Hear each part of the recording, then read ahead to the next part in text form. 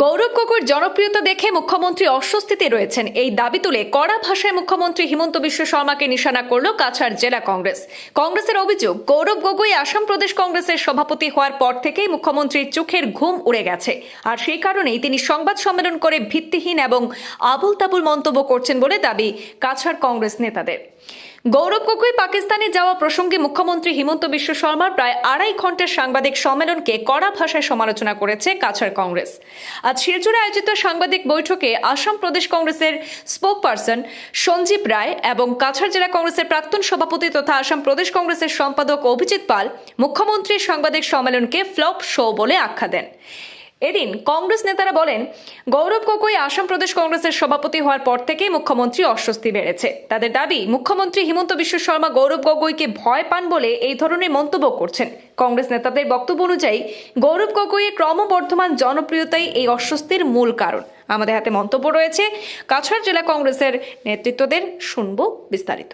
BJP দল বা সরকার যেভাবে বিগত 5-6 মাস থেকে আসামের কংগ্রেসের সভাপতি তথা লোকসভার বিরোধী দলপতি গৌরব গগৈজির উদ্দেশ্যে যেভাবে ওরা কিছু তথ্য সহকার মাঠে নেমেছেন ওনার ভাবমূর্তি নষ্ট করার জন্য, আমরা এর প্রতিবাদ, নিন্দা ও ধিক্কার জানাচ্ছি। আশ্চর্য ব্যাপার এটাই হচ্ছে যে 2.5 ঘন্টা প্রেস মিট এই জন্য করেছেন মুখ্যমন্ত্রী, কিন্তু উনি ভারতবর্ষে বলিউড বা টলিউডের স্ট্রাকচার জানেন যে 2.5 ঘন্টারই আমাদের সিনেমা তৈরি হয়।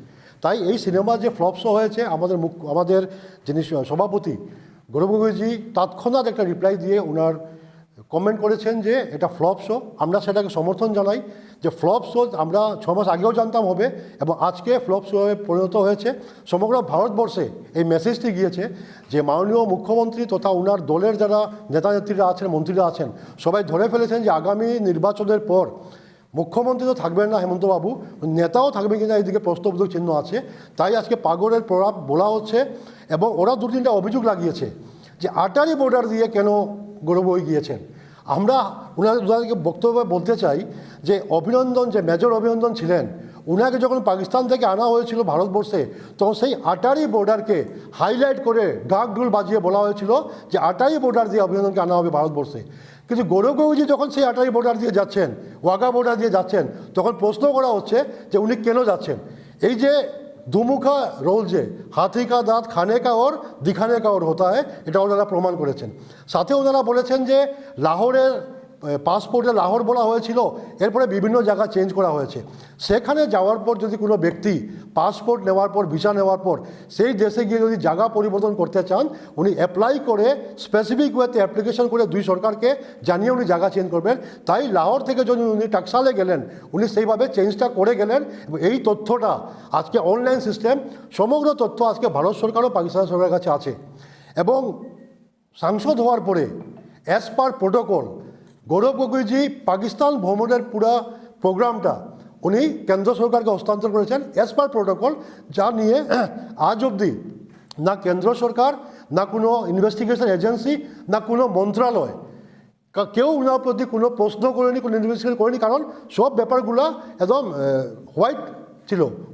মুখ্যমন্ত্রী যে সাংবাদিক সম্মেলন করে আসামের মাননীয় আসাম প্রদেশ কংগ্রেসের সম্মানীয় সভাপতিকে গৌরব গগৈ মহাশয়কে যেভাবে কালিমালিপ্ত করার জন্য একটা super flop show press meet করেছেন, যেটা নিয়ে যেসব সাংবাদিকরা সেখানে উপস্থিত ছিলেন এবং ন্যাশনাল চ্যানেলেরও অনেক সাংবাদিকরা কালকে এসেছিলেন, এই সাংবাদিকরাও কালকে এই প্রেস মিটের পর ওনারাও যে কনফিডেন্স পাননি সেই প্রেস মিটের।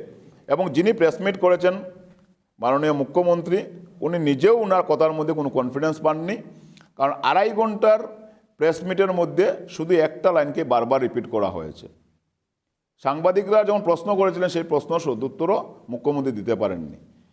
গৌরব গগৈকে পাকিস্তান উনি গিয়েছিলেন, সেই সন্দর্ভ যে উনি প্রেস মিট করেছেন, আমরা দেখেছি গত এপ্রিল মাসে যখন গৌরব গগৈজি আসামের প্রদেশ কংগ্রেসের সভাপতি হিসেবে দায়িত্ব গ্রহণ করেছেন, তখন থেকেই মাননীয় মুখ্যমন্ত্রী ওনার ঘুম উড়ে গেছে। কারণ গৌরব গগৈজি প্রয়াত জননেতা, প্রয়াত মুখ্যমন্ত্রী তরুণ গগৈর সুপুত্র এবং একজন স্বচ্ছ ভাবমূর্তি সম্পন্ন ব্যক্তি, যিনি আজকে মুখ্যমন্ত্রী না হলেও উনি আসাম তথা উত্তর পূর্বাঞ্চলে একজন জননেতা হিসাবে পরিচিত, সেই গৌরব গগৈ যখন আসামের কংগ্রেসের নেতৃত্ব যখন শুরু করেছেন, তখনই মুখ্যমন্ত্রী 10 বছর আগের গৌরব গগৈর পাকিস্তান ভ্রমণ নিয়ে উনি একটা এসআইটি গঠন করেছেন। সেই এসআইটির রিপোর্ট উনি নিজেই বলেছিলেন, যে মুখ্যমন্ত্রী হিসেবে উনি দায়িত্ব নিয়ে বলেছিলেন যে সেপ্টেম্বরের 10 তারিখে উনি এই এসআইটি রিপোর্ট পাস করবেন। কিন্তু দেখা যায় সেপ্টেম্বরের 10 তারিখের আগেই এসআইটি রিপোর্ট ওনার কাছে জমা দিয়েছিল, কিন্তু 5 মাস সেই এসআইটি রিপোর্টকে নিয়ে উনি কিভাবে সেটাকে পাবলিকলি এটাকে এই মানে ফ্লপ সিনেমাটাকে কিভাবে সামনে আনবেন সেটা নিয়ে ওনার 5 মাস চলে গেছে। সেই ইন্টারন্যাশনাল ইস্যু, সেটা হচ্ছে দেশের আভ্যন্তরীণ সিকিউরিটির ব্যাপার, সেটা নিয়ে কেন্দ্রীয় সরকারের বিভিন্ন এজেন্সি আছে, সেই এজেন্সিগুলা কোনো ধরনের কোনো আজকের দিন পর্যন্ত তদন্ত করেনি। আসামের ইন্ডিয়ার হোম মিনিস্ট্রি সেটা নিয়ে কোনো কথা বলেনি। 10 বছর আগের ভ্রমণ নিয়ে আজকে মুখ্যমন্ত্রী কীভাবে রাজনৈতিকভাবে গৌরব গগৈকে হেয় প্রতিপন্ন করবেন সেটা নিয়ে পঞ্চায়েত নির্বাচনের আগে উনি একবার এটাকে খুব পাবলিসিটি করেছেন যে সেপ্টেম্বরের 10 তারিখে সেটা দেওয়া হবে। ইতিমধ্যে সঞ্জীব রায় মহাশয় বলেছেন যে জুবিন গার্গ সেপ্টেম্বরের 19 তারিখ ওনার মৃত্যু হয়েছে এবং সেপ্টেম্বরের 10 তারিখ ওনার সেটা পাবলিকলি পেশ করার কথা ছিল, কিন্তু উনি এখন বলছেন সাংবাদিকদেরকে যে জুবিন গার্গ মৃত্যু হওয়ার জন্য 5 মাস পরে সেটাকে পেশ করেছেন। জুবিন গার্গ মৃত্যু হওয়ার 10 দিন আগে কীভাবে উনি জানতেন যে 10 দিন পর জুবিন গার্গের মৃত্যু হবে?